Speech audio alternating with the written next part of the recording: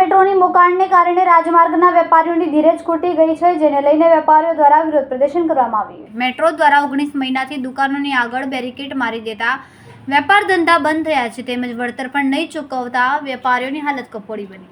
મેટ્રોની કામગીરી છેલ્લા ઘણા મહિનાથી ચાલી રહી છે। સેન્ટ્રલ ઝોનમાં રાજમાર્ગ પર મસ્કતી હોસ્પિટલથી પોસ્ટ ઓફિસ સુધીનો માર્ગ બંધ કરાયા બાદ વિસ્તારના વેપારીઓમાં રોષ છે।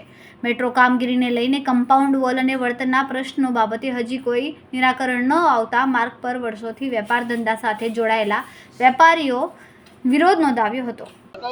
મારું નામ ધર્મેશભાઈ બોધાનવાલા છે। હું ટાવરોનો વેપારી છું। મારી શોપ છે ટાવર ઉપર, કેટલા વર્ષોથી જૂની છે।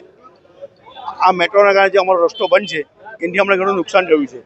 એ લોકો જે અમને પહેલાં વળતર આપતા હતા એ અમારા નુકસાનના પ્રમાણમાં ઘણું નહીવત હતું, તો બી અમે ચલાવતા હતા કે અમારે મેટ્રો સાથે કોઈ વિરોધ નથી એના માટે।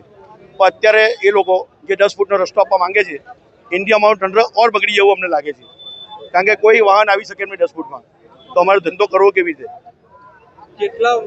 બીજું કે એ લોકો પહેલાં 10 મહિનાનો અમને 10 મહિનાનું એ લોકો એમઓયુ આપેલું હતું। અમે તે ટાઈમે એગ્રી થયેલા કે ભાઈ 10 મહિના ચાલશે, કંઈ વાંધો નહીં, આપ અમને રસ્તો આપજો। ત્યાર પછી કામ પૂરું થયું નહીં એટલે બીજા 19 મહિના લોકો વધાર્યા। હજુ એ લોકો કેટલું વધારે એ અમને ખ્યાલ નથી ને એ લોકો લેખિતમાં કોઈ અમને જગ્યા આપતા નથી કે અમે આટલા વર્ષ કામ કરશું, આટલા મહિના કામ કરશું। ટોકન કેટલા પૈસા આપવાની વાત હતી? ટોકન એટલે નજીવી એ લોકો અમારી એમઓયુમાં નક્કી કર્યું હતું કે નજીવી રકમ અમને મળતી હતી। અત્યારે હાલમાં બંધ છે તે બી। કેટલા સમયથી બંધ છે? એ 2 મહિનાથી બંધ છે। એક બાજુ સરકાર વિકાસની વાતો કરે છે, આને કઈ રીતે તમે મૂલવો છો એ જ સમજ પડતી નથી। અમે બી શું કરીએ? અમે વિકાસ સાથે સમજ છે ત્યારે કે ભાઈ મેટ્રો બને સિટીમાં આપણે તો આપણો ઘણો વિકાસ થશે, પણ જો અગર માણસો જ નહીં રહેશે, મરી જશે, તો વિકાસને શું કરશું અમે? અમને એની સાથે કોઈ નથી, આર્ગ્યુમેન્ટ નથી કે વિરોધ બી નથી।